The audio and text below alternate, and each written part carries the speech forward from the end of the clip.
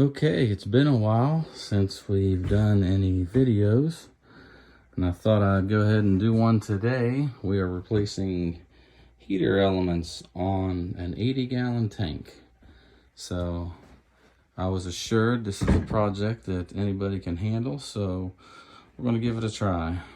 See, one of the major hiccups already, our drain hose isn't long enough, so we're going to go get a bucket and drain it into a bucket and go that route. We don't have any extra hose. So we've got two elements. You see, this is the kit that they sell for the replacement. Comes with a lot more in it than you need, but two elements are what we're going to use. And we went ahead and bought a 1.5-inch wrench to take the sockets out. So that's the plan.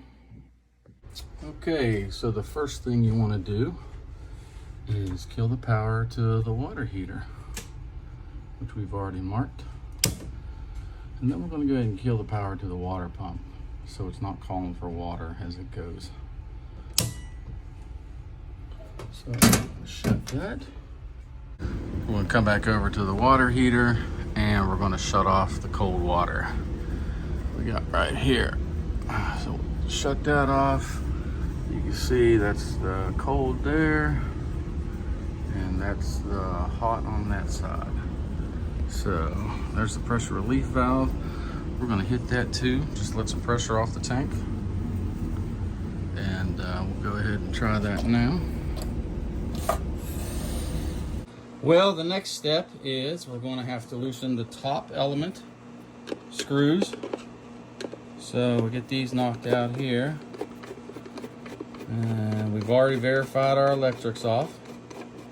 And we're going to do a voltage test as soon as we get the panel open, just to make sure. Okay, only one in there.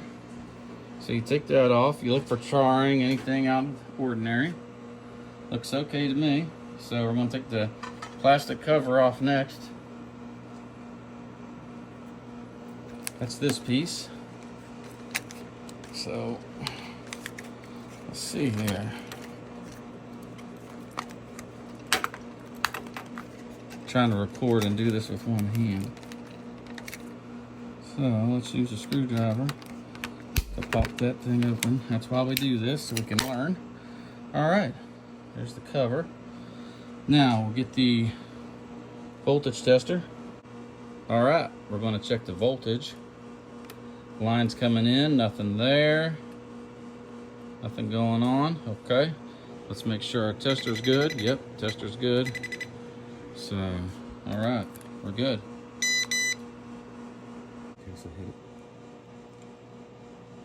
So now we just got to loosen our screws. Don't take them all the way out. You can see there, I loosened them already. You don't have to remove them. Make sure you move your wires out of the way. And then what we're going to do next is get our wrench, our socket, put it on there and pull that out. And we're going to make sure we got a bucket close by, just in case there's any water in there. So you can purchase this at Lowe's along with your kit. It was $8. I didn't have an 1.5-inch socket to fit over mine. So you put your screwdriver up through there and you just start backing it off. And you don't stand in front of it in case there's a little bit of pressure there. And it might be pretty solid on there, so you might have to get some leverage.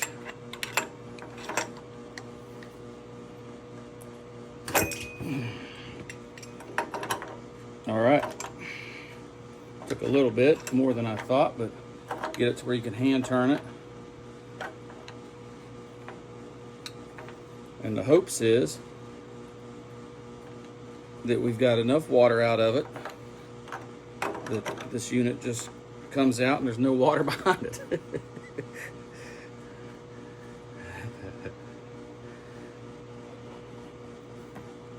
I think we got enough that we have this one cleared.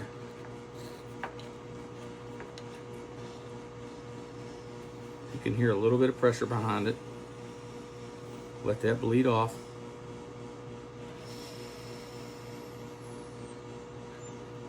There it goes. Okay. Okay. So now we pull this one out, and that's the first one. Okay, so we have the new element. We made sure the O-ring's on it. So we're going to put it in, make sure it seats right off. We don't want to cross thread anything. We cleaned out those threads. I had a little brush here. I cleaned out the threads around it. They were pretty disgusting with sediment and whatnot in it. So we made sure it got a new O-ring. And now we're going to lock her down. Ideally, we want to set this up the same way the other one was. So we're going to give her a quarter turn here.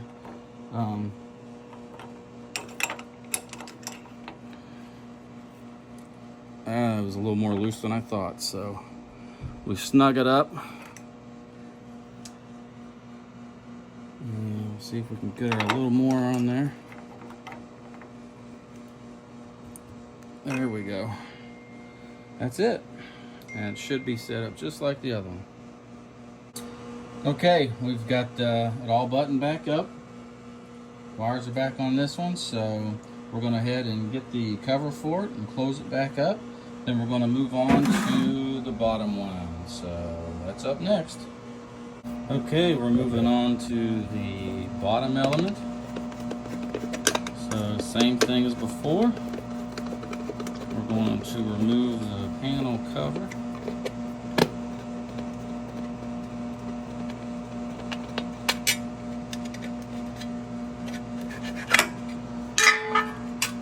This one's got some insulation on it, ground wire, so we're going to slide this out of the way. Just work around that.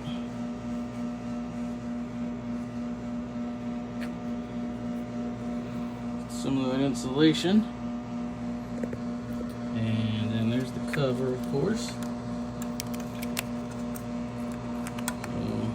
What we found is that this thing does not come off easy. So we'll get the screwdriver and see if we can't help pop this thing off. Oh wow, that's not what we want. There we go. Alright, it's good to see those things though, because you might run into the same problem yourself.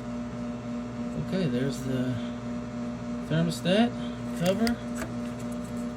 Alright, so we're going to get our wrench.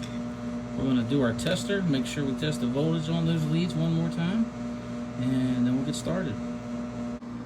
Okay everybody, we're back.